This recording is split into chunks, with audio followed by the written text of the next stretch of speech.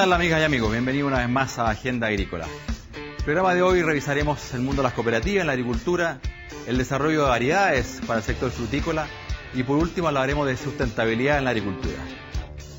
Pero la verdad, amigos míos, también en el programa de hoy yo no puedo dejar de mencionar una grave situación que ocurrió nuevamente en la Araucanía, afectando una vez más a agricultores de nuestro país, a la familia Luxinger en particular, en que han sido quemados su lechería, afectando 180 animales que no pueden ser ordeñados. Probablemente esos animales no van a poder ser ordeñados y seguramente van a morir por enfermedades. Esta situación no puede seguir ocurriendo en nuestro país. Afecta a miles de agricultores, mapuches y no mapuches. Hago un llamado en este programa a que la autoridad se haga cargo, a que en definitiva los chilenos no podemos seguir aceptando una situación que está viviendo cientos y miles de agricultores, camioneros, inocentes personas en la región de la Araucanía y en general en el sur del país. Los invito a comunicarse con nosotros a través del Twitter en @agenda_agrícola o a través del mail agendaagrícola@sna.cl. Soy Juan Pablo Mate y aquí comienza Agenda Agrícola en CNN Chile.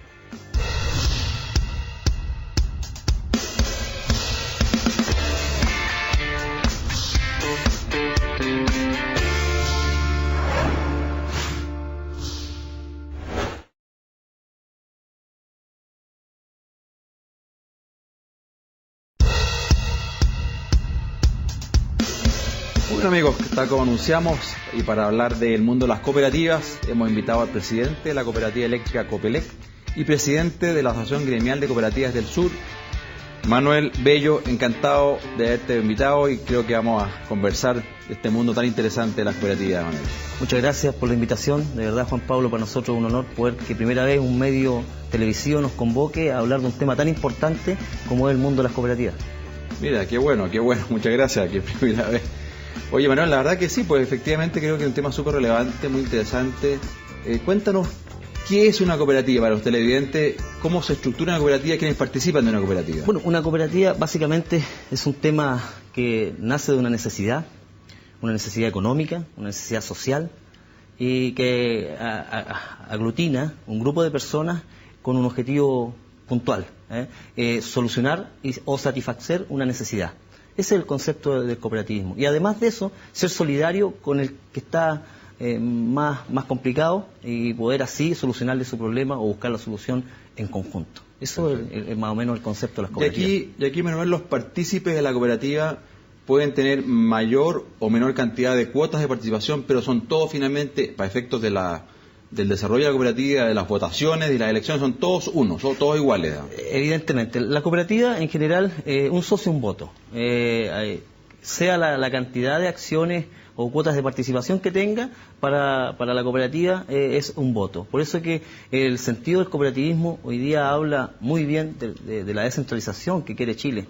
Que esto no es un tema nuevo, aquí no estamos inventando nada, esto es un tema de muchas décadas que está en funcionamiento en el mundo, en Europa, y es exitoso. Hoy día solamente estamos impulsando, hacemos un trabajo. ¿Hace cuántos años cooperativas en Chile? Hace más de 100 años tienes cooperativas en Chile, de diferentes rubros, en algún momento de la vida, en algún momento de la historia con mayor auge, en algún otro con un menor auge, que fue la década de los 70, 80, donde en el periodo de la dictadura sufrieron decadencia por la poca conducción, por el poco profesionalismo y por la poca rigurosidad en lo que tiene también los deberes de ser cooperativista.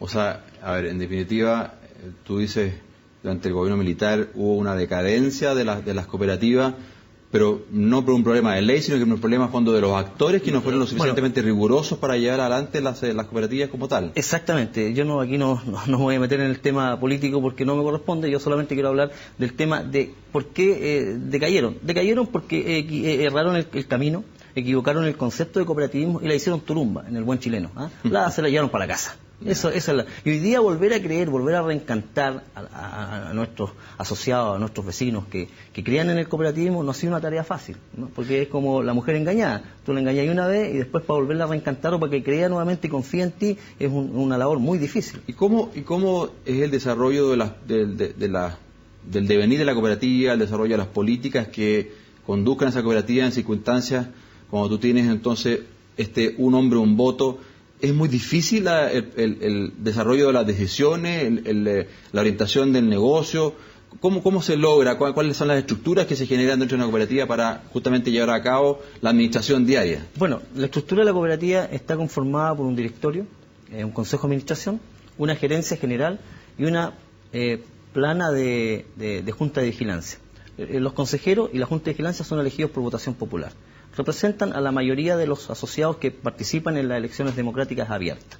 Entonces, cuando hoy día se hace fácil hacer una conducción en el modelo cooperativista, porque además tú tienes acceso como socio a hablar con un consejero, a hablar con el gerente. Aquí no se dan horas. Aquí donde tú estás, donde tú lo pillas, conversas y le haces llegar tu inquietud, tu problema, y se van resolviendo aquellas inquietudes o problemas que se vayan generando en torno al rubro de la cooperativa que tú tengas. Aquí no es como una sociedad cerrada donde tú, en una empresa, por lo menos la que yo represento, una cooperativa eléctrica, una empresa eléctrica, tú no vas a conocer nunca al gerente, ni mucho menos al dueño. Aquí nosotros somos representantes de todos los dueños, y estamos al servicio de ellos donde sea, en cualquier momento. Para eso nos eligen. Así que ¿Cuál dirías tú, Manuel, para efecto del desarrollo del negocio, las ventajas y desventajas respecto de otras organizaciones, de otro sistema de organización que puede tener una empresa? ¿Cuáles son las ventajas de una cooperativa para este efecto? Bueno, las ventajas, primero, la asociatividad conlleva, como te dije en un principio, solucionar un problema, una inquietud y una necesidad de cada uno de nuestros vecinos o socios. La ventaja es que cada uno de estos socios, en el fondo grupal del patrimonio, son cada uno dueños. ¿Ah? Porque aquí no podemos hablar solamente de solidaridad, de un tema social. Aquí tenemos que hablar de un tema económico, porque para ser cooperativa hay que hacer economía, como cualquier unidad de negocio que se forme. Claro, y esta unidad de negocio, tiene que ser rentable, exactamente, porque hay que mantener toda una logística, y eso se mantiene con recursos, con dinero. Pero la diferencia es que cada uno de esos asociados participa de igual manera en el patrimonio de la cooperativa, en las utilidades. Y eso hoy día no se concentra en una pura mano, como se dice en la economía personal, en la economía privada. Esto se concentra en muchas manos. Por ejemplo, mi cooperativa tiene 80.000 socios, son los 80.000 dueños, equitativamente según su porcentaje de acciones que tengan. No Perfecto. Es el presidente el dueño ni el directorio, son todos los asociados los dueños, mandatados por todos nuestros asociados para dirigir y conducir los destinos de la cooperativa. De igual manera, en todos los otros rubros, en todas las otras cooperativas de diferentes tipos, es la misma situación. ¿Y la distribución de utilidades que genere la cooperativa, el negocio que desarrolla la cooperativa, se distribuye un 100% todos los años, o hay un estatuto que diga, cuando aquí vamos a guardar una cantidad para inversiones futuras? ¿Cómo es ese plan de decisión? Hoy día la nueva ley viene a reforzar un poco más la reserva voluntaria, la reserva obligatoria. Hay reserva voluntaria y reserva obligatoria. Nosotros, cada vez que tenemos nuestras utilidades, primero las sometemos a consideración de la Asamblea General, a reinversión y un porcentaje a incrementar las acciones que tiene cada uno de los socios, equitativamente. Entonces, eso hoy día, a nosotros como cooperativa eléctrica lo debemos hacer así, porque nosotros hoy día, si tenemos eventualidades o problemas dentro de nuestras líneas, nos roban conductores constantemente, que ya hoy día de enero a la fecha llevamos más de 120 kilómetros de conductor hurtado sin ninguna resolución de pillar a nadie. Tenemos que reponerlo con las utilidades que tenemos. Cuando han habido temporales, cuando han habido terremotos, tenemos que utilizar nuestras utilidades que tenemos para poder reponer rápidamente el servicio, porque no podemos, y no es política de la cooperativa, si cada vez que se echa a perder o nos chocan algún poste, nos roban un transformador, ir a cobrarle al socio que le corresponde en el sector. No lo podríamos hacer. Nadie estaría... por eso es que pasamos a ser solidarios, porque en general todos hacemos la fuerza para poder reponer nuevamente el servicio. Manuel, ¿y por qué crees tú? Porque estaba leyendo que de 4.900, 5.000 cooperativas que hay hoy día en el país en funcionamiento, la gran mayoría son del ámbito agrícola, agropecuario. ¿Por qué razón crees tú que el mundo agrícola ha tomado este camino en una proporción importante de las cooperativas como un modelo de desarrollo, un modelo de negocio en nuestro país? Primero, porque, mira, hoy día tenemos nosotros en la asociación la cooperativa Comincen, que es una cooperativa muy exitosa en el tema de inseminación artificial. Tenemos la cooperativa Colum, que es una cooperativa ya nombrada a nivel nacional e internacional, muy conocida. Y eso parte al alero de una necesidad, porque hoy día en Chile siempre dejamos siempre las cosas cojas. Este es un problema tanto gubernamental como también de las personas que conforman las asociatividades. No. Hoy día nosotros hacemos una asociatividad, generamos un producto, pero ¿qué pasa con el producto? ¿Dónde queda el producto? ¿Dónde se instala el producto? Y ahí tenemos un grave problema, que no tenemos la comercialización del producto. Entonces ahí ha sido primero el fracaso de las cooperativas agrícolas y la decepción, porque hoy día hay que trabajar con toda esa área. Lo que no así, Copincén, Colum han sido visionarios, han trabajado bien su producto y han llegado al final de la venta del producto, como en el caso de Colum, que ellos entregan el producto terminado. Copincén también se ha preocupado de eso. Entonces hoy día creo que nos falta un poco más de organización, un poco más de conducción en lo más importante, que es la comercialización. Todo es importante, pero si tú generas, produces y después no tienes dónde entregarlo, se termina el proceso y ahí termináis decepcionados. Y eso es lo que hoy día hay que trabajar. Y por eso es que nosotros hoy día, a lo largo de Chile, hemos hecho un recorrido. Yo por lo menos estoy recorriendo gran parte de las cooperativas, invitado por el Ministerio de Economía, por la subsecretaria Katy Trusic, que ha sido muy generosa, nos ha apoyado mucho, en dar a conocer el modelo y en entregar herramientas. Hace unos meses atrás tuvimos al embajador chino en Chillán, también al alero de todas las cooperativas que agrupamos, y él nos explicaba los modos operandi que hoy día existen, que son muy interesantes para poder nosotros también instalar nuestros productos en el país asiático. Entonces hoy día hay que hacer un trabajo, eso conlleva logística, conlleva también profesionales ligados al tema, para poder entregar y sacar una mejor rentabilidad. O sea, en definitiva también las cooperativas permiten, y en el sector agrícola nosotros en particular, el hecho de que estos agricultores agrupados en torno a una cooperativa puedan acceder, por ejemplo, a un precio mejor en los insumos que ellos están comprando, por tanto bajar sus costos, eventualmente a tecnología, poder también incorporarla, traerla y de alguna manera a fondo llevarla a todos los agricultores asociados a cooperativas y, como dices tú, en el proceso de comercialización. O sea, en definitiva, el fondo es una agrupación que genera un ganar-ganar a todos los asociados, ¿no? Exacto, mira, yo quiero poner dos ejemplos. Hoy día nosotros en la provincia de Ñuble, en Quillón y en Coelemo, son zonas viñateras de uva país, donde tenemos un grave problema anualmente, en la incertidumbre de cuánto te pagan por el kilo de uva. Un año te ofrecen 100 pesos, otro año te ofrecen nada. Y es terrible, porque eso tiene una logística de trabajo muy esforzada que hacen nuestros agricultores. Entonces hoy día el sector de Cerro Negro, Quillón, en el sector de Coelemo, se están agrupando, nosotros estamos entregándoles soporte técnico para que se transformen en cooperativas. ¿Qué les va a permitir eso? Poder mejorar, poder postular algunas de las ventanillas que tiene el gobierno, tanto Corfo y diferentes iniciativas que tiene, para poder sacar recursos y llegar con un producto más terminado y un valor agregado a lo que todos esperamos, una mejor rentabilidad de lo que se trabaja. Y eso hoy día la gente lo está entendiendo. Y eso requiere también disciplina, esfuerzo y dedicación. Porque eso no es de hoy día y el otro año tengo la gallina de los huevos de oro. No es así. Correcto. Esto es un trabajo, esto es constancia y esto hay que dedicarse. Y eso es lo que hoy día estamos tratando nosotros de transmitirle a las personas que quieren asumir y tirarse, como se dice en la jerga chilena, a la piscina para poder tener un modelo cooperativo. Me parece interesante porque muchas veces, y lo hemos comentado en este mismo programa con nuestros invitados, de que de alguna manera también se hace cargo de ese individualismo que tienen en general los agricultores, que tenemos, y lo digo en primera persona, los agricultores. Este modelo de cooperativismo permite justamente que, señores, trabajemos todos juntos. Hay beneficios interesantes en términos de costo, en términos de comercialización, en términos de incorporación de tecnología, en términos finalmente de desarrollo, pero eso requiere, por supuesto, un trabajo mancomunado, un trabajo cooperativo, tal cual dice la institución. Mira, yo creo que hoy día el trabajo se está entendiendo. En eso hay que resaltar, el gobierno hoy día ha dado mucha cobertura, ha dado mucho soporte técnico para poder seguir fomentando, poder crear nuevas cooperativas. Nosotros, a no quedar más corto, ahora el 26 de noviembre tenemos una cumbre de cooperativas en Chillán, donde van a estar actores relevantes del índole de las cooperativas, mostrando sus innovaciones, como es la cooperativa Primave, una cooperativa de aseo que se creó acá en Santiago, una cooperativa exitosa.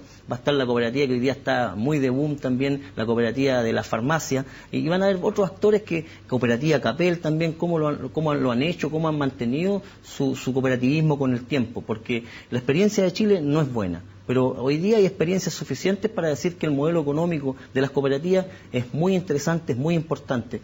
Tiempo atrás estuvimos en Italia, cuando estuvo la crisis me tocó estar en Italia, recorrer varias cooperativas. Las cooperativas nunca estuvieron en crisis. Hay una asociatividad interesantísima, muy importante, que una cooperativa tiene un servicio, le entrega al otro, el otro le entrega al otro. Hay una cadena en general que ha generado un polo económico muy interesante, que participa del per cápita del país en una cifra no menor de un 70%. Entonces, las cooperativas yo creo que hoy día pueden aportar. Hoy día no estamos inventando, como lo dije en un principio, hoy día hay que copiar y hacer las buenas prácticas del cooperativismo. Bueno, y además, Manuel, entiendo que está recién salido del horno una nueva ley de cooperativas que se ha estado trabajando. Entiendo que tú has sido un actor ahí importante, fondo, en toda esa gestión. Y tenemos una nueva ley de cooperativas que vamos a ver. Me encantaría, fondo, que a lo mejor repasáramos los ítems más importantes. Lo vamos a mostrar en pantalla, una infografía donde muestran, ¿cierto?, aquellos aspectos probablemente más importantes que ha tomado en cuenta esta nueva ley de cooperativas. ¿Cómo ha sido ese trabajo? ¿Con quiénes? Esto es con el Ministerio de Economía, ¿no es cierto? Bueno, con el Ministerio de Economía, especialmente con la Subsecretaría de Economía. Ahí estamos viendo en pantalla. Claro, ahí hay algunos de los parámetros importantes, que hoy día se reduce la cantidad para formar una cooperativa de 10 a 5 personas. Es más sencillo, más fácil. Sencillo.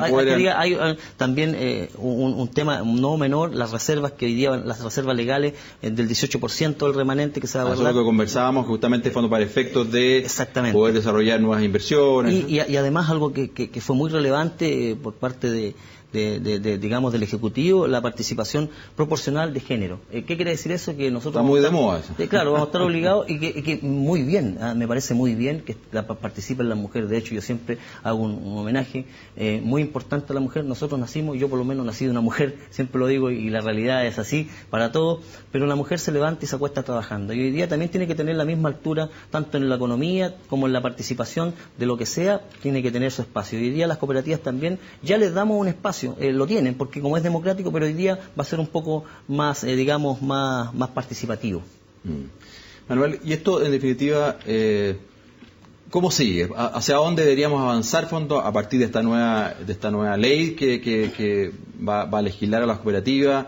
El impulso que tú también como asociación gremial están dando. ¿Cómo sigue? ¿Cuál es la expectativa, fondo, que tengas hacia adelante en términos de cooperativas a nivel nacional? La expectativa, yo creo que esto ha generado una efervescencia no menor. Yo creo que la expectativa futuro es poder ir fortaleciendo más la ley, irla perfeccionando más y ir aplanando la cancha en cierta medida, con los que hemos sido responsables y con las cooperativas que han sido responsables en Chile, porque hoy día nosotros en Chile, ¿qué es lo que esperamos? Que en el futuro también tengamos bancos cooperativistas, que hoy día no lo tenemos. ¿Por qué? Porque la legislación no lo permite. Tener cobertura pareja para todos, porque hoy día nosotros no queremos que nos regalen nada, pero queremos sí que nos den las mismas oportunidades y que nos pasen la cancha de igual manera como se le pasa al área privada. Hoy día hay cooperativas exitosas, hay más de 1.300 cooperativas en Chile que hoy día funcionan exitosamente y eso queremos replicarlo. Hoy día hablamos mucho de colusión, de centralismo, pero hoy día vemos un grupo no menor que estamos dedicados a esto y lo estamos haciendo con mucho profesionalismo, lo estamos haciendo con mucho respeto. Además, nosotros somos 1.700.000 asociados en diferentes cooperativas en Chile. Desarrollemos, Manuel, el concepto, a mí a la pasada lo dijiste, bancos cooperativos. ¿Sí? ¿Qué significa eso y qué diferencia hay entre las cooperativas de ahorro y crédito que hoy día existen? Por ejemplo, ¿cuál es la diferencia entre la diferencia es tremenda, porque hoy día nuestras cooperativas de ahorro y crédito, por ejemplo, yo represento a Bansur, y Bansur, para poder solicitar dinero para prestarle a sus asociados, tiene que pedirle a la banca. Y nosotros queremos que le pida al Banco Central a los mismos intereses y de esa manera traspasarle el producto y las mismas condiciones a nuestros asociados. Porque nosotros nuestros asociados los conocemos. Son clientes cautivos que no los van a... De una u otra manera va a haber una incobrabilidad, pero va a ser menor. Entonces, eso es lo que queremos. Y eso es lo que hoy día tenemos que, en cierta medida, con la altura de mira, trabajarlo con la autoridad y proponerlo. En todos los países existen los bancos de cooperativas, todos. En Argentina, en Latinoamérica, en Europa. Pero aquí en Chile la legislación... Y no le echo la culpa a la legislación, ni al Ejecutivo, ni a nadie. Aquí la culpa es de nosotros. Un proceso de madurez. Sí, y un proceso de nosotros que no hemos sido lo suficientemente claros y responsables para unirlo, reunirlo y solicitarlo. Porque hoy día la autoridad ha marchado al 7. Y eso tengo que decirlo públicamente, porque aquí todo lo que hemos solicitado en la ley de cooperativas, los parlamentarios de la A a la Z se han comprometido y logramos hacer una ley hoy día más amigable y de buena calidad para todo el gremio de los cooperativistas. Está bien, qué bueno, qué bueno. Bueno, Manuel, te quiero agradecer. Es un tema, un modelo sin duda alguna interesante, en donde el sector agrícola es un actor relevante en las cooperativas, así que creo que ha sido muy importante poder conocer, fondo, tu mirada como asociación gremial y justamente además conocer esta nueva legislación, hacia dónde va, a qué apunta y cómo eso puede fortalecer el cooperativismo en Chile. Así que muchas gracias por tu participación hoy día. No, y de verdad agradecer, Juan Pablo, a CNN, darle las gracias infinitas, porque primera vez que hay un cooperativista hablando de un tema tan importante de economía, que hoy día no somos menos, y que en el futuro vamos a ser muy necesarios, porque hoy día no podemos seguir concentrando las riquezas en unos pocos, sino que dar y abrir la cancha para que aquellos responsables que han hecho cooperativismo por largos años también tengan las mismas expectativas. Así que de verdad, muy felices, y quiero enviarle un saludo a mi señora y a mi hija, que de verdad ellos también son parte del sacrificio que hace uno como cooperativista. Está bien, está bien. Muy bien, Manuel, muchas gracias. Muy bien, amigos, con esto vamos finalizado este primer bloque. Vamos a una breve pausa y luego volvemos a hablar del mundo de los viveros con Luis Fernández.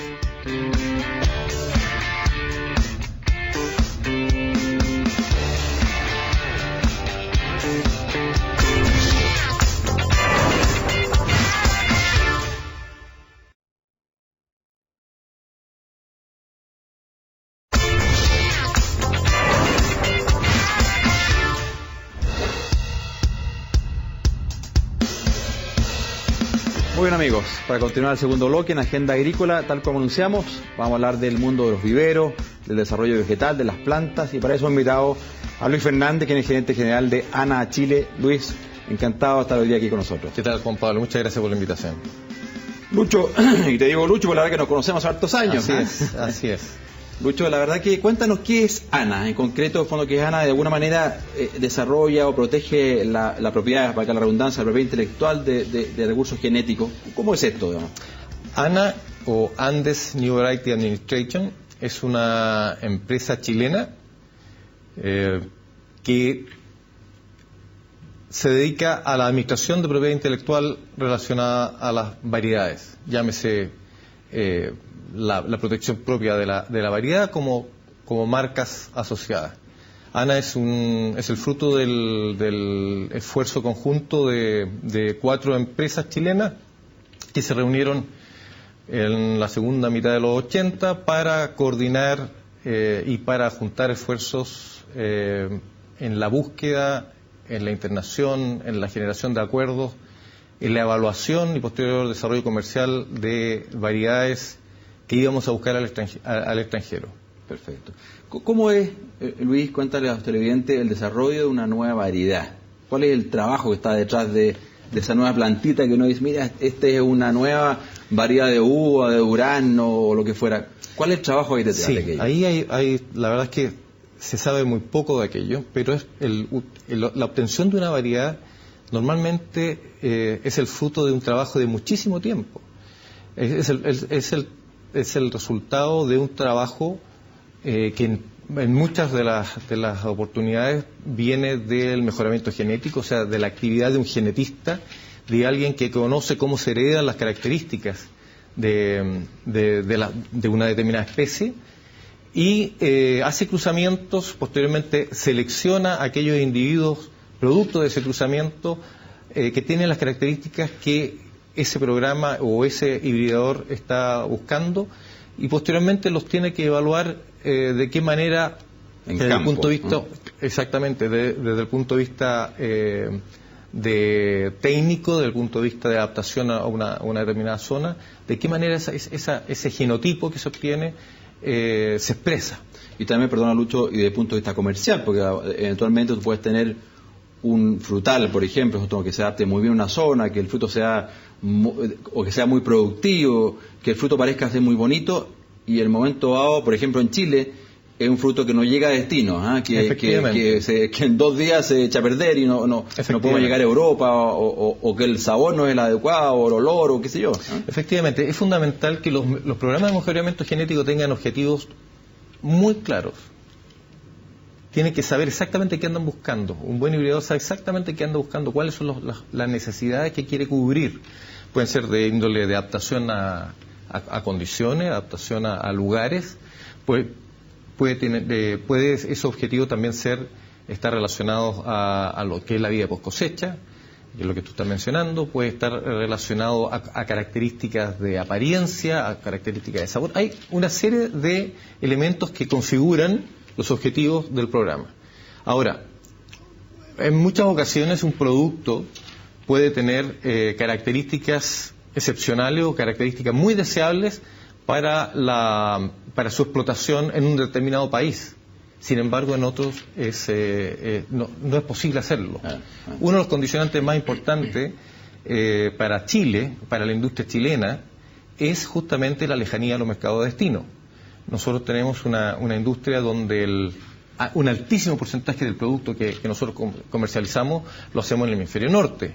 Y eso implica tránsitos, primero almacenamientos locales, más el tránsito, más el periodo de comercialización en destino de al menos 30 días. Al menos un mes. Al menos un mes. Vale. Si estamos hablando de Asia, podemos llegar a necesitar cerca de 50 días.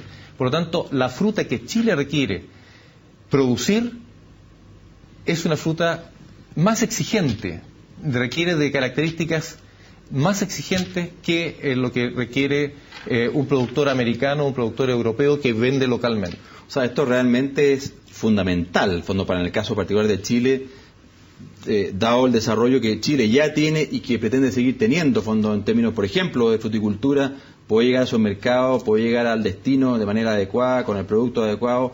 Es una ton súper exigente y permanente, y en ese sentido entiendo, Ana tiene un rol muy importante, porque uno son los viveros que de alguna manera, comillas, y me van a perdonar los amigos viveristas, pero reproducen la genética, el vegetal, pero viene hay un trabajo mucho más anterior, digamos, que es cuál es el que tenemos que reproducir para que a su vez el agricultor plante, digamos. Exactamente. Y fíjate de que, como ya te comenté, Ana nace de la necesidad de buscar por el mundo genética que sea valiosa para Chile. Y nace, como ya dije, en los años 80, y se da cuenta, a corto andar se da cuenta, que un porcentaje altísimo de las variedades que traíamos al país eran descartadas. Y el factor fundamental de ese descarte era la poca capacidad de viaje. Fíjate. Y lo que explotamos nosotros en Chile son aquellas variedades que sí tienen capacidad de viaje. O sea, han pasado por un filtro muy grande. Ahora, a corto andar nos dimos cuenta que teníamos que involucrarnos también en mejoramiento. Que teníamos que ver la forma de llevar nuestro esfuerzo a obtener variedades localmente, y empezamos a conversar con diferentes instituciones. Efectivamente, y ahí quisiera ir, Lucho, vamos a ir a una pregunta, porque la verdad que ustedes entiendo, un convenio con la Universidad de Chile, y fuimos nosotros a los laboratorios de la Universidad de Chile, donde conocimos lo que se está haciendo ahí, y en particular hablamos con Rodrigo Infante, genetista, ¿no?, que tú conoces muy bien, y le preguntamos justamente de qué se trata este programa de mejoramiento. Vamos a escuchar en pantalla qué es lo que nos dijo. Perfecto. Básicamente el mejoramiento genético lo que busca es desarrollar un nuevo durazno, y para eso se utilizan plantas, otros duraznos de buenas características que se cruzan sexualmente. Es un cruce sexual entre una madre y un padre. Se obtiene una descendencia que serían los hijos, que son distintos duraznos, y en esa descendencia se selecciona el que tiene las características más adecuadas y que normalmente reúne las mejores características del padre y de la madre. Perfecto, mire qué interesante el trabajo que se hace. Pero además también le preguntamos, ¿y cuáles son esas características, en particular estos duranos que se han desarrollado con este programa? A ver qué nos dijo Rodrigo. Porque su producto son nuevas variedades de durazno en este caso. Y a la industria chilena le interesa porque la industria chilena tiene estas particularidades de que requiere cosechar la fruta, guardarla en cámara de frío, transportarla en barco, y va a ser consumida un mes o un mes y medio después en mercados muy lejanos. Por lo tanto, las variedades que hay disponibles en el mundo actualmente no logran llegar con una buena calidad después de ese periodo de guarda y transporte. Por lo tanto, estas nuevas variedades que nosotros estamos desarrollando en la Universidad de Chile junto con Ana, tienen justamente esa característica. Son variedades muy sabrosas, pero siguen siendo muy sabrosas y muy ricas de comer 45 días después de que fueron cosechadas. Por lo tanto, esa es la característica que finalmente favorece a la industria, porque va a lograr mejores precios en el mercado mundial con esos duraznos de mejor calidad. Mira, o sea, esto tiene que tener un impacto concreto, real, Lucho, muy, muy importante para el productor, para el comercializador, en definitiva para Chile como proveedor de un durazno, en este caso, fondo de alta calidad? Si te das cuenta, la industria carosera no ha crecido a las tasas que ha crecido la industria de la uva de mesa, la industria de arándanos, de nogales. Claramente algo está complicando su desarrollo. Y yo creo que la satisfacción del consumidor final por el producto que nosotros le entregamos no es muy grande, o está muchas veces limitada. El poder llegar con un producto que satisfaga al consumidor es el objetivo de este programa. Es un programa que lleva una década y media. Empezamos a tener resultados tan solo hace 3-4 años. Empezamos a tener las primeras selecciones. Hoy día tenemos 5 variedades, una recientemente liberada, las otras 4 ya tienen 1 o 2 años. Estamos llegando cerca de las 200 hectáreas plantadas en nuestro país. Y lo que es interesante, porque esto para nosotros, tú ya lo percibiste, la importancia que esto puede tener, pero a nosotros que nos toca como ANA, nosotros no somos los que trabajamos la genética, eso lo hace la Universidad de Chile, lo hace un genetista, Rodrigo Infante. Nuestro aporte tiene que ver con la visión del negocio, de qué hay que hacer, qué hay que buscar, y nosotros también aportamos la parte comercial. Hacemos la distribución en Chile, hacemos la promoción en Chile, pero también lo estamos haciendo de forma internacional.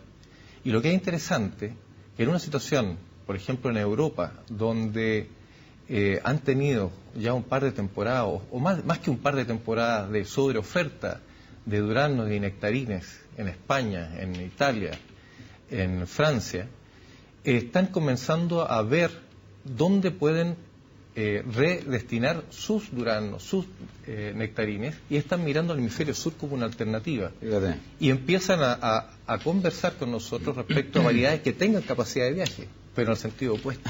Mira qué interesante. Lo cual para nosotros nos abre un campo muy, muy interesante. Y lo que más me gusta, Luis, es que esto, y es algo que hemos intentado a través de este programa hacer ver a los televidentes, especialmente aquellos que tal vez no tienen demasiada relación con el mundo agrícola, esto se hace en Chile. O sea, en Chile se hace este tremendo esfuerzo, en Chile está todo este desarrollo, en Chile se genera toda esta tecnología en beneficio del desarrollo del sector frutícola, y ya lo vemos, tú nos cuentas, fondo de eventualmente desarrollo también frutícola de otros países de Europa, por ejemplo, para poder llegar con el producto a destino a los mercados que ellos quieran llegar. Así es. Mira que... Es interesante quizás contarte, Juan Pablo, que no solamente estamos trabajando en estos nectarines y duraznos, sino que también estamos trabajando no nosotros directamente, pero sí como ANA, en la parte comercial de las variedades de uva de mesa que está desarrollando INEA y con el consorcio Biofrutales. Hay una variedad de uva de mesa liberada en Chile protegida en Chile en el año 2012, se comenzó a plantar en el 2013, y ya este año deberíamos completar unas 200 hectáreas plantadas en Chile, y la hemos llevado a 12 países. Hay 12 países donde la variedad ya está introducida, en algunas partes ya estamos viendo fruta. En 1 o 2 semanas vamos a tener la primera cosecha en Perú de la variedad INEA Grape One. Tenemos una clementina que es producto de una mutación, que es otra forma de obtener variedades, ya no a través de un programa de mejoramiento genético, sino que a través de la identificación de mutaciones espontáneas. Esa clementina se llama Clemenluz.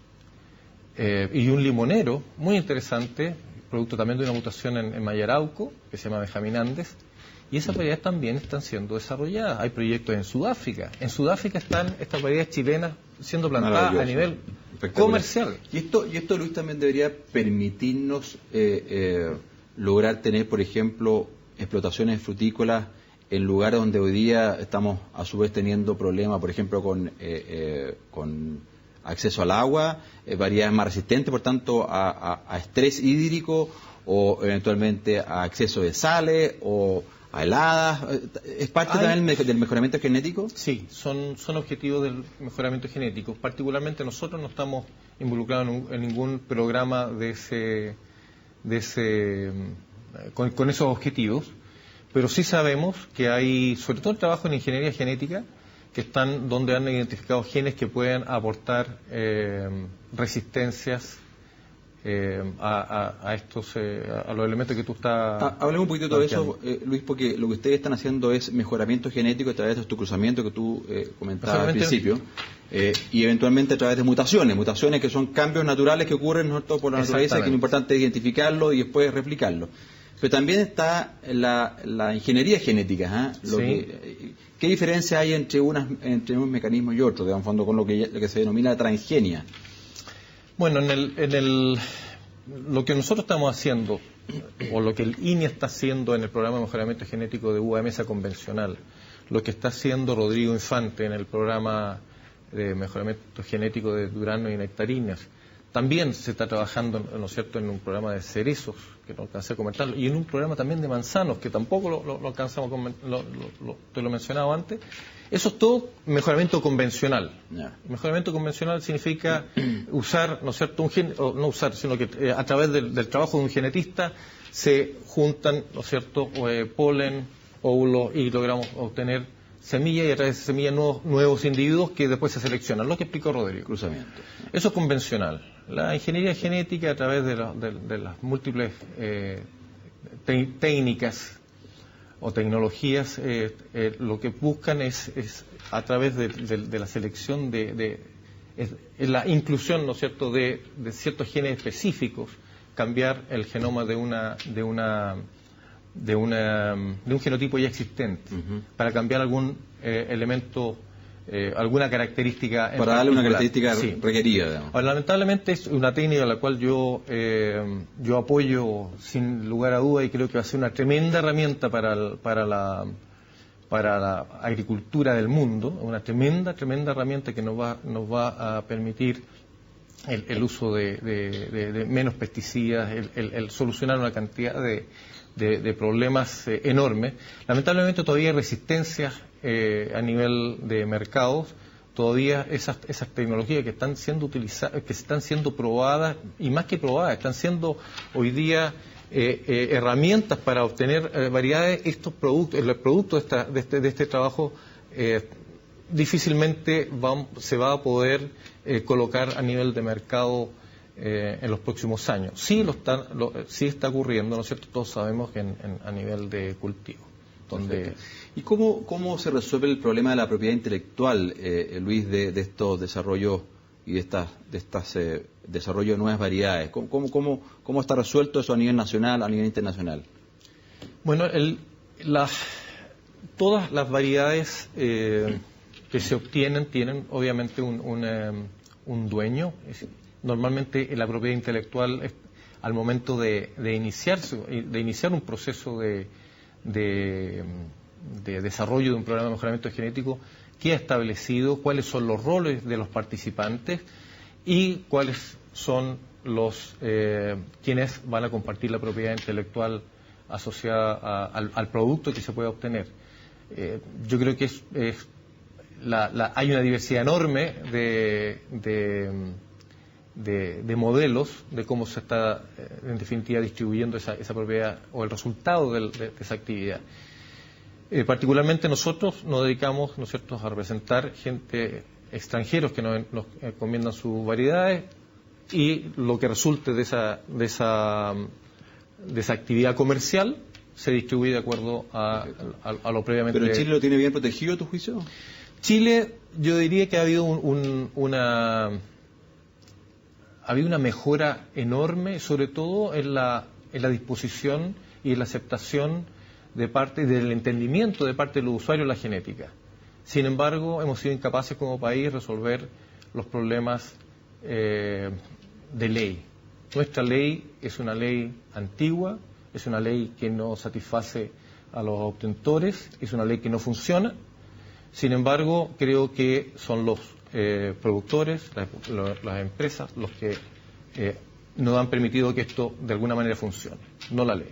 Perfecto. Bueno, se genera un desafío entonces para nosotros como país, para los parlamentarios y en definitiva también para los gremios y todos quienes actuamos en el mundo agrícola, justamente para poder avanzar en aquello.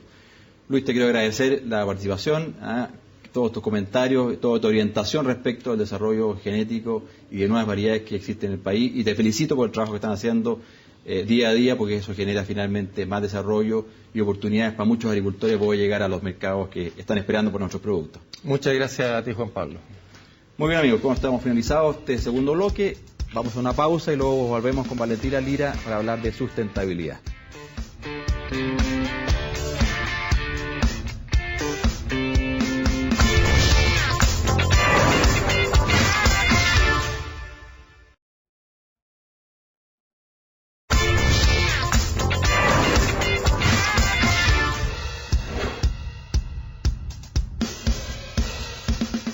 Muy bien, continuamos en el tercer bloque de Agenda Agrícola y para eso, tal como anunciamos, hemos invitado a Valentina Lira, quien es gerente de Desarrollo Sustentable de la Viña Conchitoro. Valentina, encantado que esté aquí con nosotros hoy día. Hola Juan Pablo, muchas gracias a ustedes por la invitación. Valentina, sustentabilidad es un término que de alguna manera hace pocos años se está hablando, no sé si, perdón la expresión, se ha manoseado bastante. Cuéntanos qué es sustentabilidad, por qué están ustedes incorporados o metidos este tema dentro de la compañía. Ok. Bueno, efectivamente sustentabilidad es un término relativamente nuevo.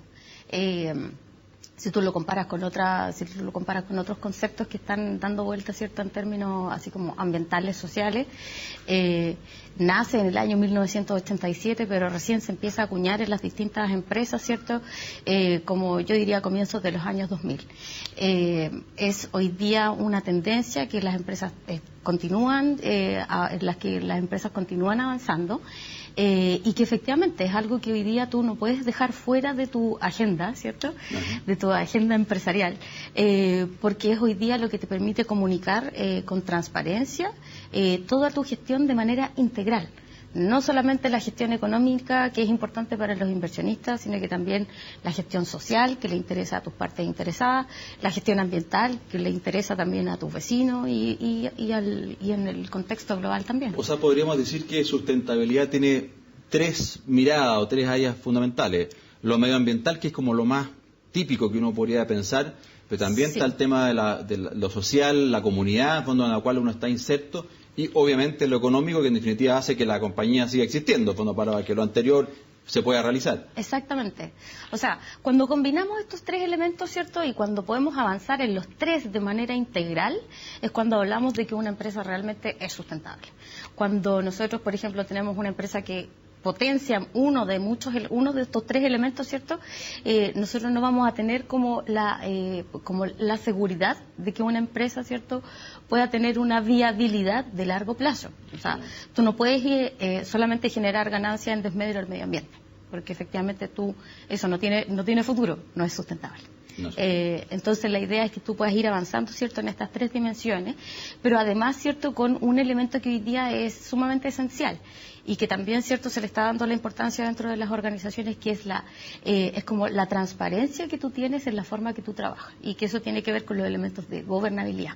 Ya. O sea, hoy día todo ¿Y eso relacionado con la comunidad, con el entorno? No, todo lo que tiene que ver con así como con gobernabilidad te habla como del gobierno corporativo de la organización.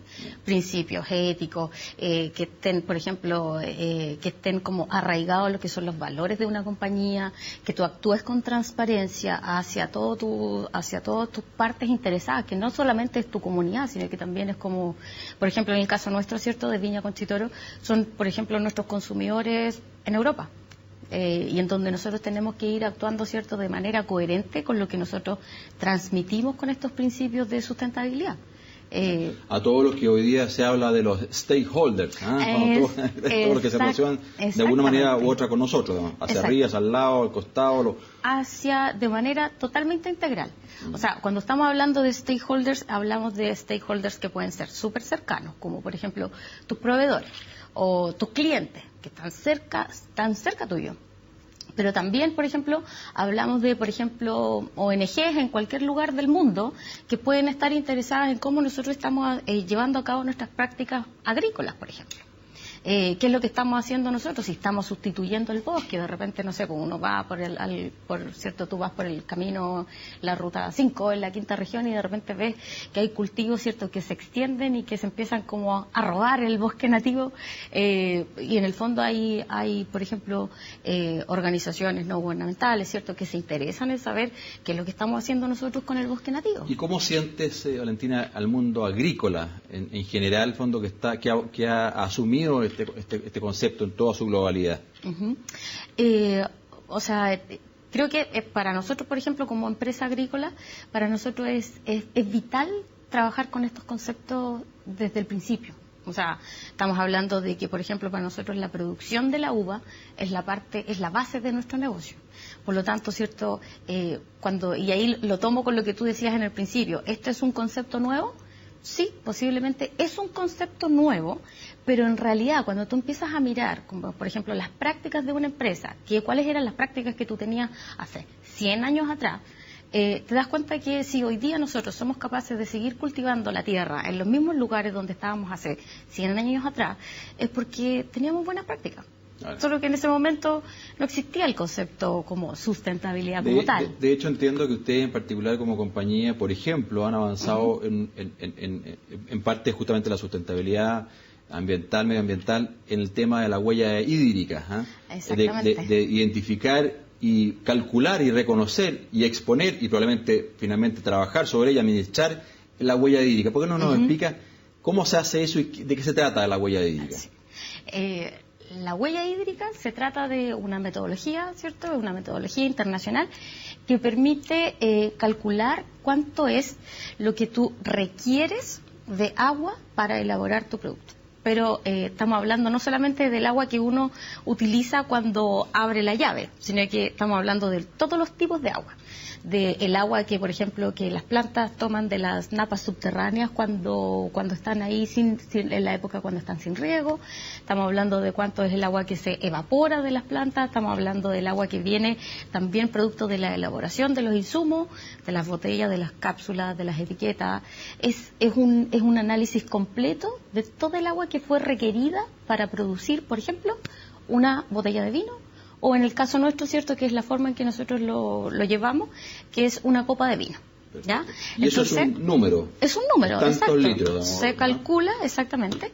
Y para eso, cierto, hay un benchmark internacional que es, por ejemplo, una organización que se llama Water Footprint Network, en donde ellos, por ejemplo, han calculado un valor teórico para distintas cosas, no solamente para el vino, también para un kilo de tomates, un kilo de carne, hay así distintos valores. Y de ahí, Valentina, de ahí nacen, porque está la medición, que ya entiendo, un arduo trabajo para llegar finalmente a ese número. Exacto. Pero después viene un trabajo posterior que es más importante que eso, fondo, bueno, ¿qué hago con esta cuestión? En definitiva, ¿cómo hago más eficiente? ¿Cómo logro reducir? ¿Cómo ese benchmark, esa comparación que tengo a nivel mundial? ¿Cómo estoy al menos en la media o tal vez más bajo en el consumo de agua de modo a ser más sustentable? Exactamente. Cuando, por ejemplo, nosotros empezamos a medir en el año 2010, ¿ya?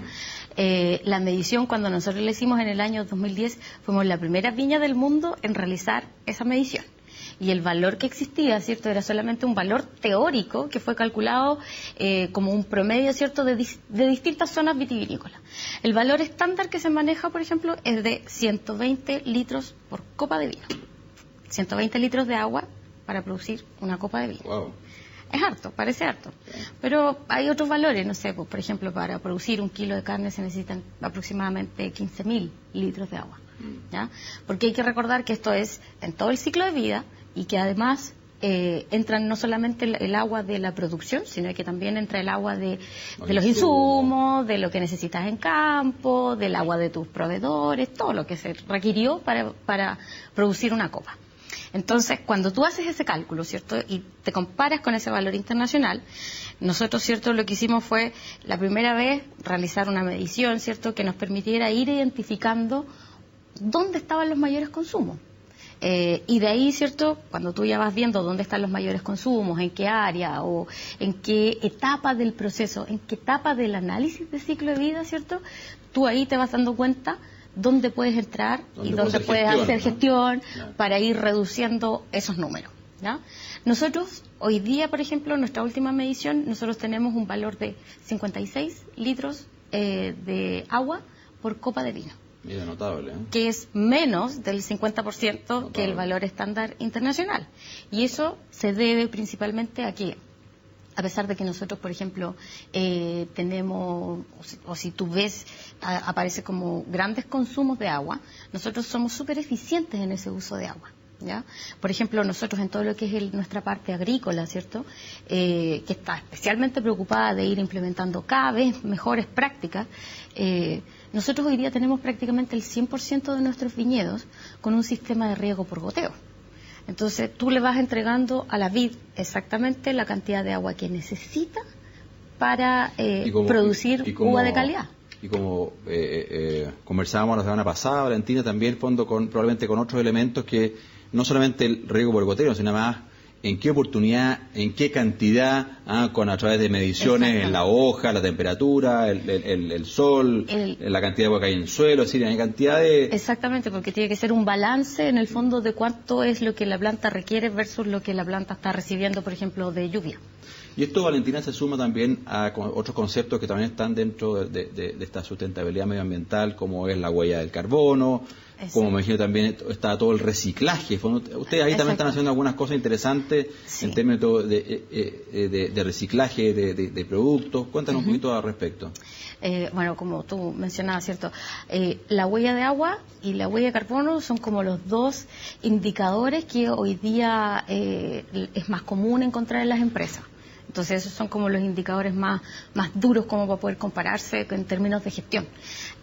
Nosotros, por ejemplo, medimos la huella de carbono desde el año 2007 y en la medida que partimos, ¿cierto? Porque tampoco ahí nosotros ya no fuimos los primeros en medir, pero sí uno de los primeros. Entonces ya empezamos como a aprender, a conocer un poco más la metodología para calcular.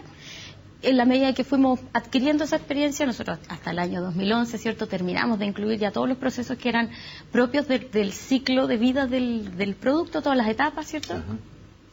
Y luego de eso, ¿cierto?, nosotros ya empezamos a incorporar medidas de gestión en distintos ámbitos para ir disminuyendo también ese valor. Ahí tenemos una cierta desventaja competitiva de Chile porque estamos tan lejos y dentro de la huella de carbono me refiero a fondo del tránsito en los barcos, en los aviones, cuando se envían nuestros productos o camiones. Claro. Hay un consumo o hay una desprendimiento de gases de efecto invernadero importante, fondo que nos genera una desventaja competitiva, ¿no? Sí, pero también hay que, o sea, tiene una participación alta dentro de lo que es la medición, pero fíjate que cuando tú ves así como cómo se realiza el tema del transporte, en realidad el transporte, para nosotros, en el caso de nosotros, que estamos en más de 150 mercados, es bien eficiente en términos de, cuando tú tienes un transporte marítimo, es bien eficiente en términos de CO2.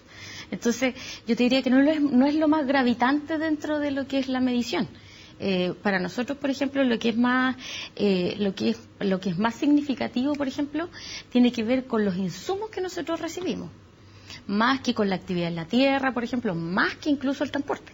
Y por eso, ¿cierto?, nosotros tenemos también un programa en donde nosotros trabajamos con nuestros proveedores, ¿cierto?, y motivándolos para que ellos también vayan midiendo su huella de carbono, vayan gestionando su huella de carbono, y así, en el fondo, en conjunto, podamos ir disminuyendo la huella. La huella también de carbono también incorpora elementos que tienen que ver con proveedores o con insumos que nosotros recibimos, al igual que la huella del agua.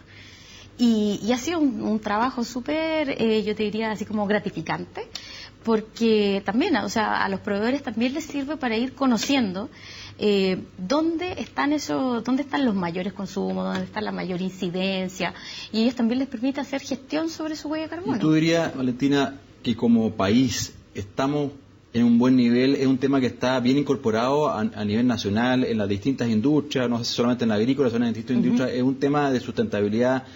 La sustentabilidad es un tema que está bien incorporado, estamos trabajando, estamos avanzando bien al respecto. Mira, yo te diría que así como a nivel latinoamericano, nosotros tenemos una buena posición país.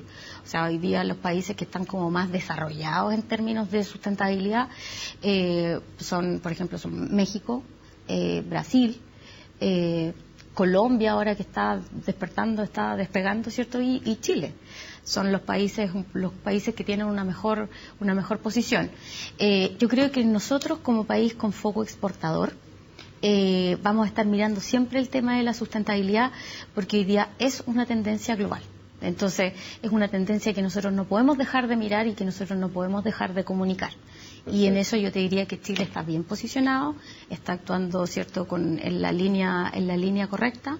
Recientemente Dow Jones acaba de llegar aquí, ¿cierto?, acaba de llegar a Chile implementando el índice de sustentabilidad de la bolsa, de la Bolsa de Comercio de Santiago, que depende de la metodología de Dow Jones y que por lo tanto, ¿cierto?, va a hacer que nuestro estándar nacional se siga elevando. Qué bueno. Buena noticia, Valentina. Te agradezco. Ha sido súper interesante, Valentina, todo este tema, que es sin duda alguna muy relevante, donde Chile también tiene que seguir siendo un líder, porque es un país, como decís tú muy bien, un país exportador de alimentos, en donde los consumidores crecientemente estos temas sí les interesan. Exactamente. Juan Pablo, te agradezco la invitación al programa y cuando quieras podemos seguir conversando de los temas sustentables. Hay muchos temas más que podemos seguir tocando. Muy bien, encantado. Muy bien, amigos, con esto hemos finalizado el programa de hoy de Agenda Agrícola. Les agradezco su audiencia y esperamos que haya sido sin duda alguna muy interesante todos los temas que hoy día hemos conversado. Hasta la próxima semana.